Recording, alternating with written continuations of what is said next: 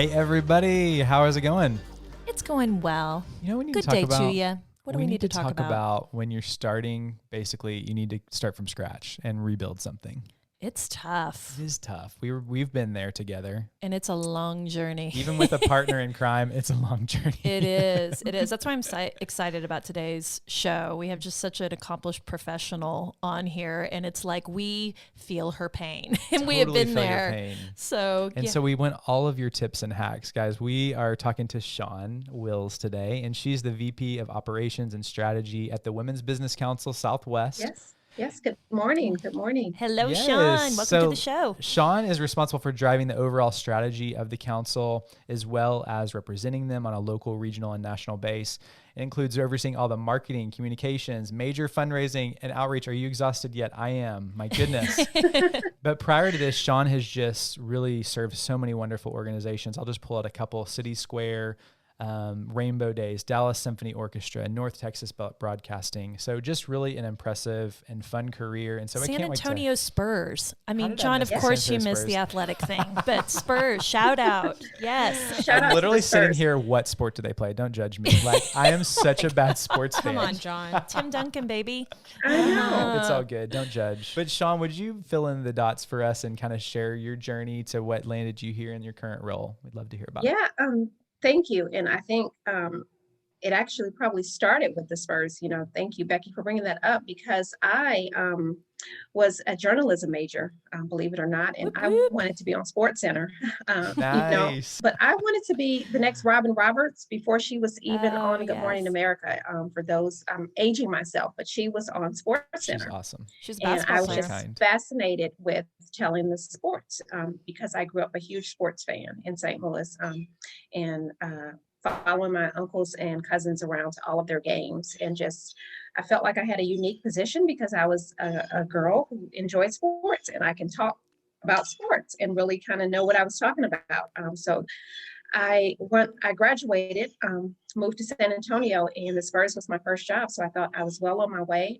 I didn't necessarily want to work for the front office. I wanted to talk about sports on air. Just didn't work out quite like that. It was most enjoyable, but it was more behind the scenes sales, and it's kind of a sexist industry. I hate to say it, they're getting better, much, much better. But if you can imagine, many, many years ago. So North Texas Public Broadcasting, which is the NPR and PBS station in Dallas, moved me here to Dallas area. And I started working for the radio and television stations in the development department. So I was able to use some of my background in writing, doing our newsletter and writing, helping with some of the scripting of our pledge drives. Y'all remember the pledge drives when they used to be live? Oh yeah, my I remember gosh, those. Yes. And so it was hidden behind radio drives and television drives, the actual raising the money. But I realized that I did enjoy that part, and I enjoyed meeting people. So I took a position with City Square, which is a very large organization here, and kind of where I say I cut my teeth in development. We had over 15 different programs that I had to raise money for, and it was all about fighting poverty. So that led me to my current position with the Women's Business Council. And you talk about starting over. So my position was totally new. So I am reinventing myself every day. I think, there's a lot of us who have walked into a new job and to an organization we're not very familiar with.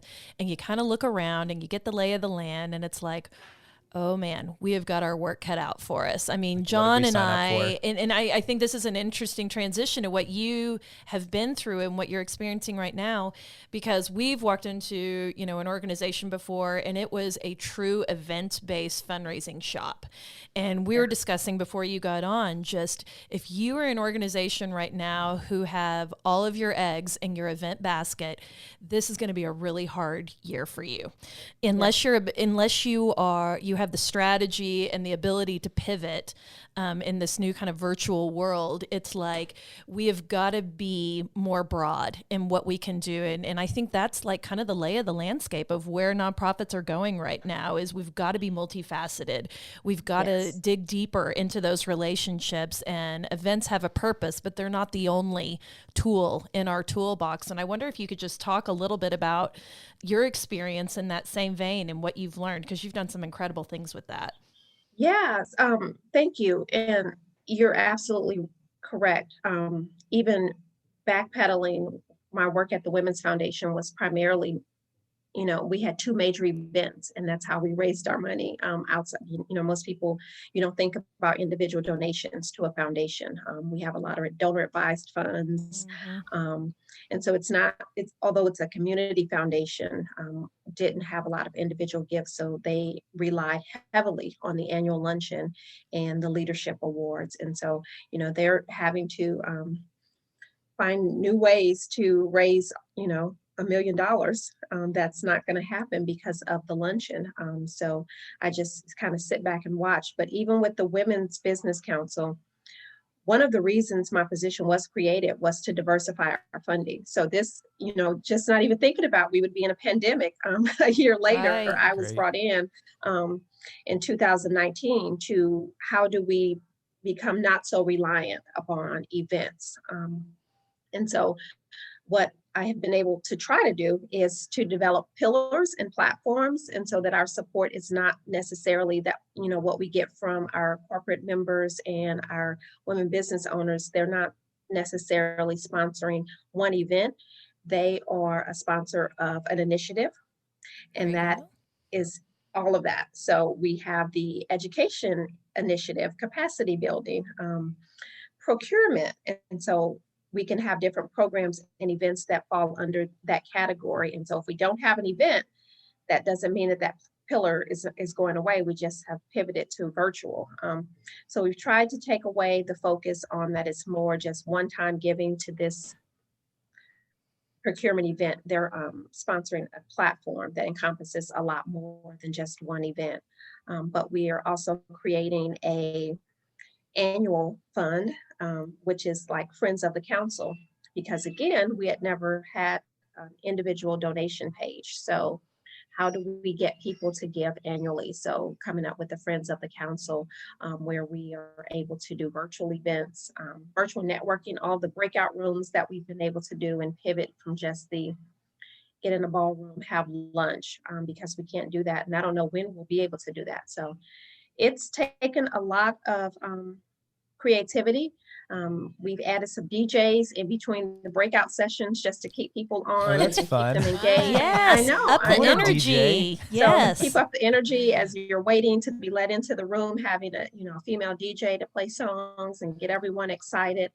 So just trying to be creative and fun, because after 8 hours of being on Zoom calls, Oh yeah, that's a I lot of know Zoom. that it's tiring. And so that's who we support, women business owners. And so my job is to connect them to each other for whatever needs that they have, and to have all of these different opportunities where they can engage and network and grow. Um, and we always say men like talking to women and women like talking to women. So this is the perfect organization. that. So Or yeah, men just don't like talking. DJs, So Yeah, yeah. that's true too. So Shawn, I wonder if you would kind of take us through when you walk in and you're tasked with building a whole new revenue stream for an organization. Where does somebody start? Because I think this is a problem for almost every organization of that you realize, some of your band-aided areas of where there's weaknesses. What were you looking for, and how did you Yeah. come up with the plan of what to do? So currently with the Women's Business Council, coming in and learning how is our revenue structured? Where are we getting most of our funds? So it's not the government, and most of it was around events. And so for me, coming from nonprofit, the one of the first glaring things is, oh, we don't have an annual giving, so people can't give outside of an event.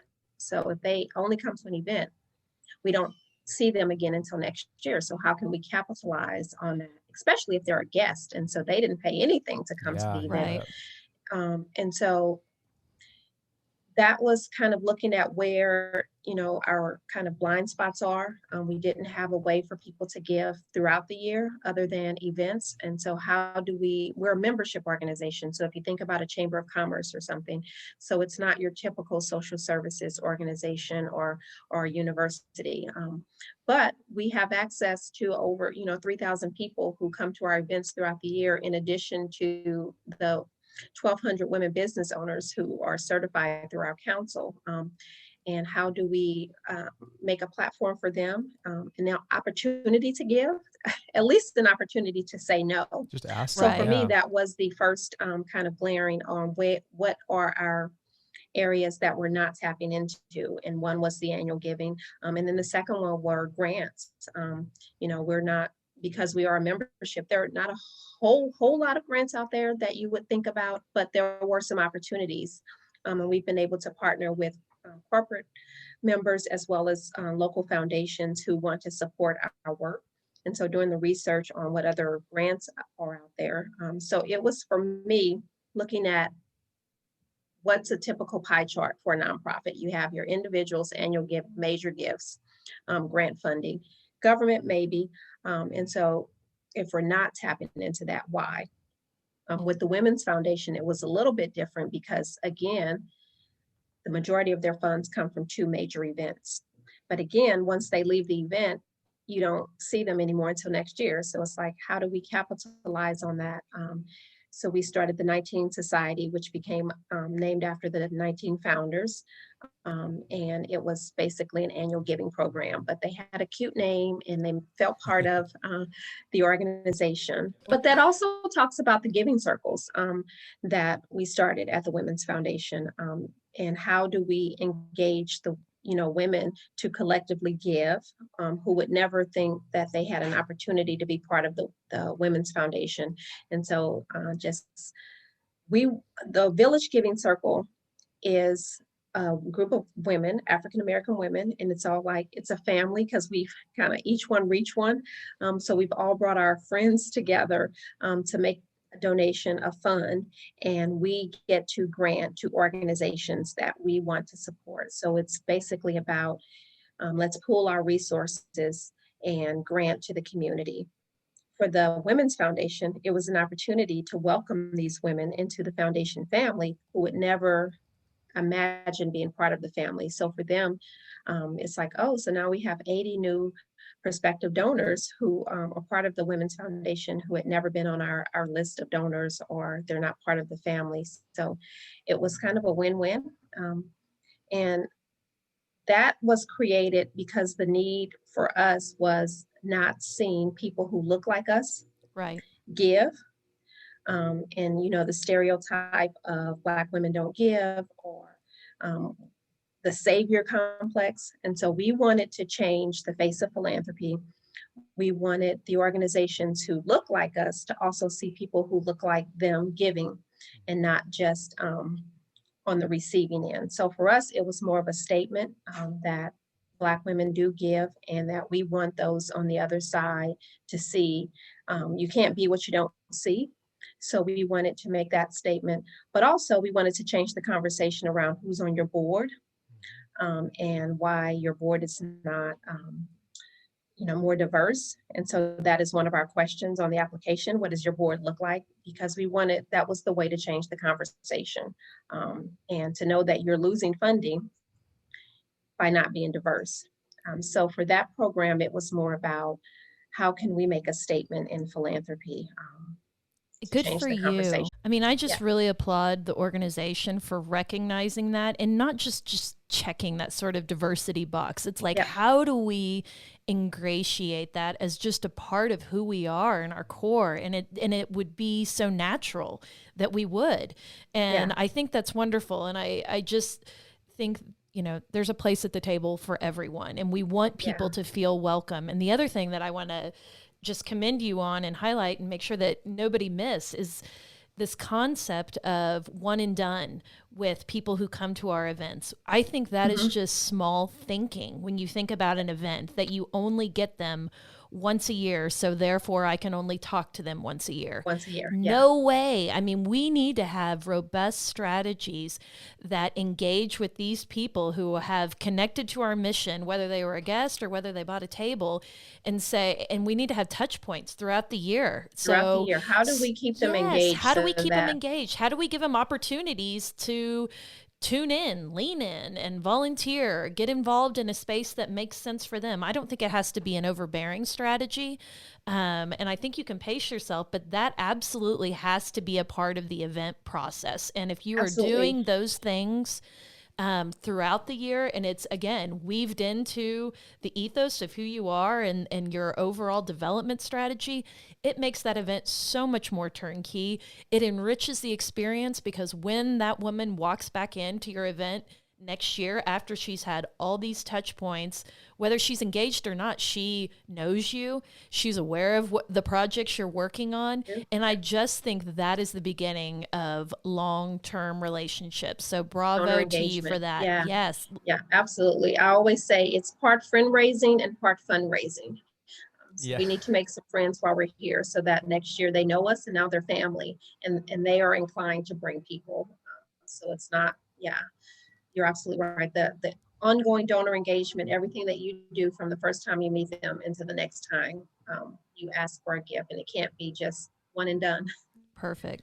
Well, Shawn, I wonder if you would backtrack too to talk a little bit about starting this society or starting an engagement of that sense of like, how do you do that? I'm sure you found some, leaders to tap to get it going and to start their network, but could you kind of walk us through somebody that wants to implement a program like that?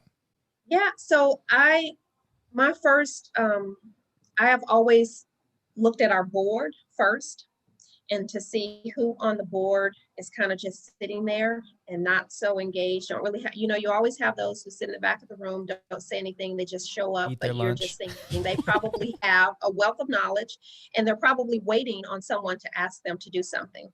And so I usually look at my board first to identify someone who could help put their name on it, kind of co-sign that, we're wanting to start this program and really want your input on how this could look. And that's what it was for the giving circle. I had two friends who didn't know each other, but I knew that they would each bring a different perspective and a different background. And they each had a big network.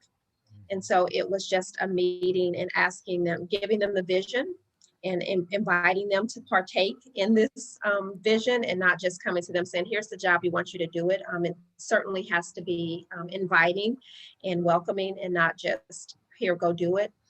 So starting the giving circle was a year in the making. It's, some people think, oh, we'll just do this and it starts tomorrow. It's not that easy. I wish it was. I wish there was a playbook where you can just kick something off. Even with the Friends of the Council, I started in 2019. It's 2020, and we are still launching that because we want to make sure that we have the right people at the table and to talk about what we're missing, the different perspectives, how is this going to affect this group? Because you can't just throw something out there and not expect it to have a ripple effect. And the biggest question is it needed? A lot of people want to start programs and it's like, who asked for that? Why do we need that? Is it a duplication of something that's already being done in the community? So there are a lot of questions that we check mark. And what is the long-term benefit to the organization? What are we trying to do? What is the goal that we're trying to make? For 19 Society, the goal was to engage those luncheon attendees so that they're not one and done, and to give them an opportunity to give throughout the year, to volunteer throughout the year, to just feel like they're part of the family. And so what can we do? And it was just about the branding of this. How can we launch it? Who's on there? Who's the committee? Who's chairing it? All of those things are important because you want someone who's going to do what they say and also can relay the vision to their community, to their network. So for the 19 Society, that was about, the reason for that was to build an annual giving program and to give our donors an opportunity to volunteer throughout the year, to make a gift outside of the luncheon, and to feel like they were part of the family in a way that they're just not on the program as a luncheon donor. And it's the same concept now with the Women's Business Council, having a Friends of the Council. How can we have an opportunity to be engaged with the council throughout the year, that they don't just come to an event and see you next year, that they can stay with us and be part of our family and part of our growth. So it's, the end goal is to the long-term relationship with the donors and not just email here and there. So that is why we did it and how it's still, it's definitely not we're going to launch this in 30 days. So I hope I didn't come across as that. It's saying they can't be. I mean, these they can't things, be, I mean, no. they are so organic, and it is such the long game. We talk about that a lot, and that we are planting seeds that will yield, in maybe sometimes even years. And I think you've hit on something that is kind of the sticky widget in this, which is just, we cannot just create programs to create programs. And there has to be this level of intentionality behind it that is bigger than the program, because otherwise we're just running around doing busy work and just trying, yes, and just clawing, trying to grab people and have them be engaged. And it's like, if it's not going to work, it's not going to work. So make it intentional. And I like that the society feeds right into the pipeline, because from there I can see how you could take them on a myriad of journeys, whether it's, getting them involved at a volunteer level or setting them up to be mentors, or, I mean, there's so many different pathways you could go with that. So I do think it's a smart approach. And eventually, hopefully, joining the board or joining the committee. I mean, if that's the end result, a planned gift, at the very, very end, that is the total long game, or a major gift to a major campaign. You've had such great experience in the nonprofit sector. There's got to be some moments that stick out to you, a story perhaps that you've witnessed in your career that has stuck with you and impacted your life. Is there one that stands out to you that you would be willing to share with our listeners? When I was with the KERA in the studio, we would take, students and adults who were doing community service, who had to do community service hours. If maybe they were court appointed, I'm not here to judge, or maybe it was for school, whatever, we didn't take hardcore criminals or anyone with any kind of violence. But if they had a traffic ticket or they were just, granted community service, we would help them with that. And so I remember, but I never announced that to anyone because I didn't feel like that was anyone's business. So you never knew if you were sitting next to someone who was there because they had to be there, or someone was there because they just wanted to volunteer. So I just call it voluntold. Volunteer. Yeah, exactly. Voluntold, right? Exactly. Okay. And I just remember there was this one guy that was just so mean and crabby, and you could just tell he was like, whenever he would come into the station, you knew he didn't want to be there. And it was just kind of this ripple effect that it just sucked the air out of the room. And normally, I'm pretty high spirited and try to have fun, and people are there volunteering. Let's make, get the work done, but let's enjoy it because I want them to come back. We would feed our volunteers. We had a popcorn. We treated them fairly well but you have to, they're going to be sitting on TV for 5 hours. Oh my gosh. But this one guy, he was just awful. And it just got to the point where I didn't want to be around him, and I didn't want him around the other volunteers because it just sucked the air out of the room. And I just asked him not to come back, and that obviously he was not there with good intent. He didn't want to be there, and it was just a negative effect on everyone in the room.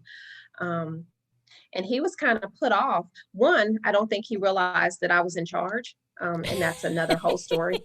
But love it. I do, yeah. John. Yeah.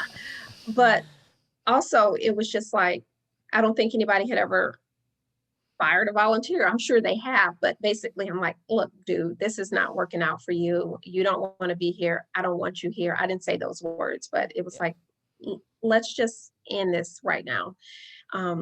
And he left, and like the next day he called, and I was scared to answer the phone. I'm like, I don't want to talk to him. No, you take a message. But I got on the phone, and he apologized to me. And he admitted that no one had ever told them that. And he was actually going through anger management classes and realized that he still had a long way to go. And he was very thankful that I was honest with him, and that I called him out for his bad behavior, and that he just wanted to apologize. And he asked if he could come back once he completed his, his program that he was on. And I said, absolutely.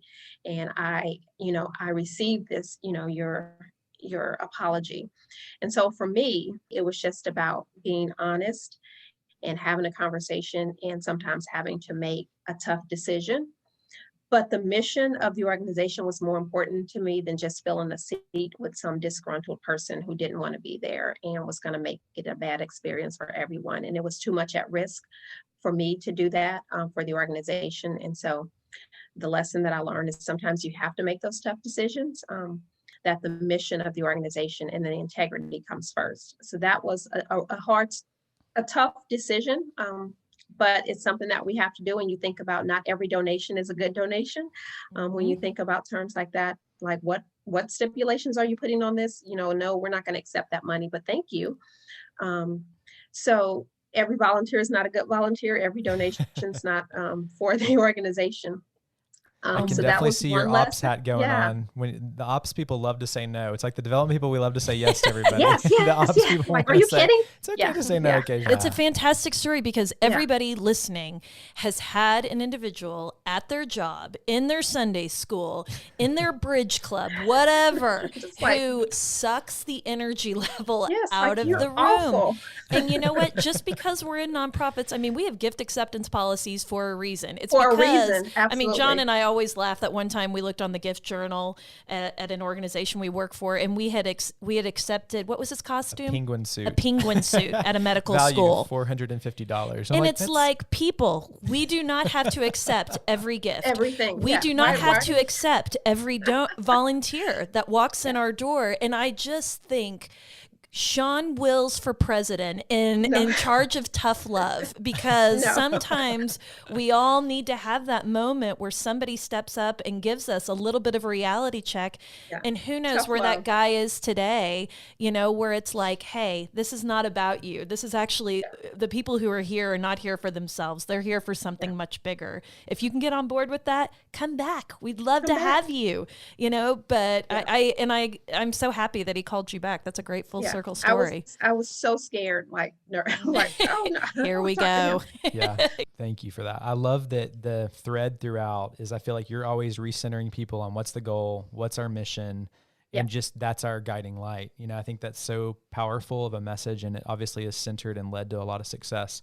Okay, so we got our last question for you. We ask all of our guests, what is your one good thing? And for, we kind of define this as a piece of advice or a tip that you could help someone move the needle either in their personal life or their organization. Start the clock. My one good thing is that there is enough room for all of us. And I think one thing about 2020 is that we've had to be intentional with our engagement and coming up with ways to make people feel included and that they're not isolated. So even in these virtual formats, we found a way to still be engaged. So my one good thing about 2020 is that I've found a way to still have engagement. I have a group of friends who I talk to. I would normally talk to them maybe once a month, once a quarter, but we talk every day now. And so the one good thing is to find the bright spot in this and find a way and be intentional with your engagement and not just, I love Abundance. that. No, I love it. the abundance mindset. We are very big fans of that ourselves. So that's a great answer. I love how your work programs you're building, your life, everything is centered in community. Because I think the thought of building a new program seems very daunting to me, at least. And it's kind of cool. That's my biggest takeaway from this, to take a step back and just begin building a community and raise money through this community, and the societies and the friends. Everything is centered in bringing people together for a and good bringing cause. people together. And I think that is probably the biggest thing, that you can't do it alone, and that the people that you invite to the table will help you carry your mission. My job is to just help them spread the good Get them to word. the table. So I just kind of orchestrate, but I bring others to the table to help me, because I know that I can't start a program or raise all the money alone. I need allies, and I'm intentional with it. So I am very intentional on who's not at the table, who do we need to invite, who haven't we talked to, who else needs to be here, because otherwise, it is going to be daunting to do it yourself. I love So, that. Such good advice. Shawn, you've had such good insight today. So appreciate you coming on the show. Where can people connect with you or connect with the Women's Business Council Southwest? Are you on social media? I am. I am on LinkedIn. Shawn Wills, Wills, not Willis, which my husband told me what people would always say. Willis, it's I'm just going to confess, I've been saying it in my yes, head a little bit too. and yes, reprogramming. I yes. re-listened Yes. to the intro. Did I do that? Wills. This has been a Yes. delightful conversation, Shawn. Thanks for giving us so much to think about and to implement into programs. You're awesome. Yes, thank you.